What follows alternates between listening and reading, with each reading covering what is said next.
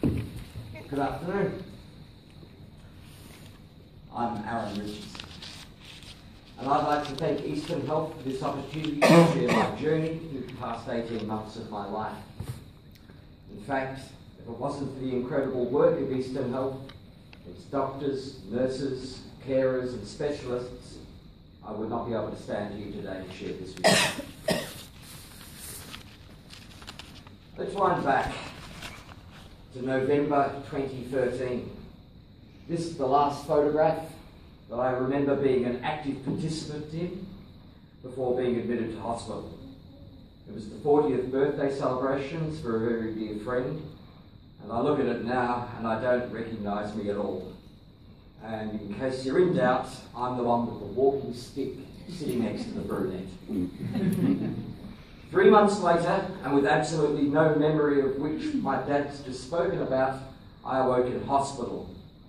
I was as frail and unstable as a newborn giraffe with an incontinence issue.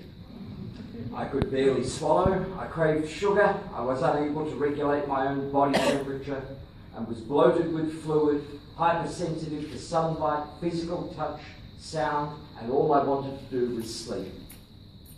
Yet my mind was running at 100 miles an hour, and what sleep I was able to obtain neither sedated the physical cravings nor the emotional state. Basically, I was a mess. I was in no state to move back to my old house, a 2-storey townhouse with a flight of stairs that had already caused a broken nose and fractured collarbone. There was no place for a person who could barely make it out of bed and the 10 paces to the bathroom, and I couldn't stay in hospital. Gracevale Grange SRS was to become my new home. The Grange is in Kilsyth, thus making it perfect for someone like me. A new suburb, no old haunts, and the temptations all gone. And above all, there were no pubs and no venue serving alcohol. Moreover, the staff are simply brilliant. Paul County, in particular, his constant, vibrant, upbeat personality, his dedication and can-do attitude, and nothing ever seems impossible for Paul. And the staff, dedicated and tireless team of nurses and PCAs who make the place come alive. They joked with me, cared for me, never without a complaint or grumble, never questioning my situation or strange requests for how food need to be served, or shouldn't be in many cases, how my medication was to be given, and the need for privacy and personal space to be respected. When I arrived at the Grange, I was made to feel welcome, and any wish or whim seemed possible. I desperately needed to garden, and thus a garden box was built and I was encouraged to plant my own vegetables and herbs. Anything to keep me active and focused on anything but my current situation. The fact that I was allowed to interact with the residents by playing Dark Side of the Moon after medication time, or replacing their old black and white westerns with Star Wars. You see, when I arrived at Gracevale, I'd been given 3 months to live. 3 months to live. And I don't think I really paid due respect to that diagnosis. Sure, through the tireless work of Robert Campbell and the heart team, I'd seen a psychiatrist and gone through counselling to confront what was imminent, but the changes they brought about were more to do with living rather than giving a good death. I came to understand myself better, my responses to adverse situations, and the reasons to why I drank became clearer. And in the end, the only person who was responsible for my situation was myself. And in that, I was both the cause and the solution to the problem. Except that, and that it is your own fault, and you can go about changing the future, for the past cannot be altered. Slowly I moved into attempting to get back into society, but more importantly, thanks to the stability offered by the Grange, I was able to start to reconnect with my children. And this is by no means an easy task, and it still takes a huge amount of effort today. But without the help I've received from Eastern Health, the Grange and the caring staff, it would not have been possible at all. It took a long time for me to be willing to re-engage with society. The Grange had been a great safety net and a safe haven where I could find myself, but I needed to be able to connect and return to reality, to be amongst people of my own age who had the same likes and needs. And social media, mainly Facebook and Skype, allowed me to rediscover myself, to reconnect. And while social media has been fantastic for a way of maintaining my need for support and communication with my family, it had also become an outlet for finding myself. This combined with a complete makeover. I discovered that after 40 years I actually needed glasses, and my teeth, which had suffered almost as much as my liver, needed to be replaced. Initially this was to be a complete extraction and full dentures, but this was then reassessed to a partial extraction with optional falsies. And Belle, my ever-constant companion. Belle, my beautiful walking stick extraordinaire, who became more than a fashion accessory with personality and more than just a tool for keeping me upright. Suddenly my 41st birthday was upon me, and it was a birthday I wasn't meant to have. The Grange threw the obligatory cake and candles, but it was my dearest and most trusted friend, Vicky Newman, who completely astounded me. From nowhere, I was informed that my party was to be held at her house, which she would cater for with no questions asked and no arguments allowed. It was this generosity, this unfleeting, unquestionable act of friendship that would be demonstrated time and time again throughout the year, and that leads me to believe that in our friends that we are truly blessed. And it is something that I will always treasure and simply never forget. I also decided that I wanted to travel, mainly to go back to where I was born, to New Zealand.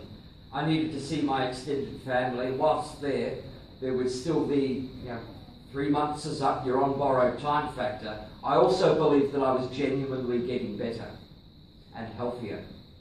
However, my legs had been problematic throughout my recovery, with spasms starting in my lower back and flooding down both legs to the point where I couldn't move. Flying would severely test this as we're travelling, but if I could, you never know. Plus, I needed a chance to take stock, to see just how far I'd come through the last few months and how much further I had to travel. Recovery is not a simple process, and whilst I'd clocked up 6 months sober, there's still so much more to achieve and to feel that I was truly on the right path to recovery. My Auntie Carol, herself a recovering alcoholic, would provide me with one of my great inspirations, and encouragement and strength to see just how much more was possible. But also that recovery relies upon what others can do for you and what you can find and discover within yourself, how you must seek what is right for you. Upon returning, I was full of a whole lot of what next, how much more can I achieve, and who else can I share this journey with? And it meant actually reconnecting with my friends, both old and new, in person, for them to actually see the physical changes and to help encourage my recovery and to inspire the next phase in my return to sobriety and society. The Grange also provided another catalyst, for they offered to move me upstairs to the penthouse. The only problem was stairs. But when I realised the apartment was huge, but more importantly possessed a fully functional kitchen, I was sold. Having space and the ability to care for my own catering, to cook meals and not be reliant upon nursing home cuisine was an absolute joy. Admittedly, it also came with a rather interesting flatmate. But if you've seen The Odd Couple, sometimes these things do work out for the best. But it was exploring Croydon and listening to my body that led to the most rewarding discovery, the aqua hub. For months, I had been nagging anyone and everyone about my need for a hydro pool. I needed to walk in water, warm, recovery temperature water, water that covered my legs and gave me stability so that if I fell, no damage could occur. And here it was. The first time I stepped into that hydro pool, it was like being an astronaut, floating unaided as I strode length after length of the pool, and my walking became stronger. But the neuroscientists were quick to point out, what you do in the pool, you've got to be able to do on land. It was through here that I found two of the most important people to come to me in recent years. Steph, my wonderful osteopath, who actually shanghaied me at the Croydon Festival by jumping out of a tent and offering me a free massage. And Kathy, on the right, my neuro-linguistic programmer and body balance instructor. We met at Body Balance, which is a mix of yoga, Pilates and Tai Chi. She saw me. I was the only man in a class of 20 women. And once she'd worked out that I wasn't the local pervert, but serious about improving my physical health, she took it on to reprogram my walking. After 6 weeks, I was able to say goodbye to Belle after 2 years of dedicated service. In November 2014, I marked 1 year sober. I spent my first Christmas in over 20 years without touching a single drop of booze. Again, my dearest friend Vicky took me under her wing, adopting me as part of her family and giving me the first Christmas in years that was not only truly memorable, but nothing but unadulterated fun and joy. In 2015, I returned to full-time study. I'm currently in the progress of completing my postgraduate diploma in record management and archives at Curtin University via the Open Universities Australia. I aim to graduate in November and to be in full employment by the end of the year. On Friday last, I attended the liver clinic at Maroondah Hospital.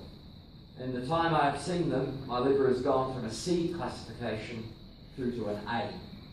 My medications have now been reduced for the first time since I left hospital. I'm stronger mentally, physically, and I've never been in better shape.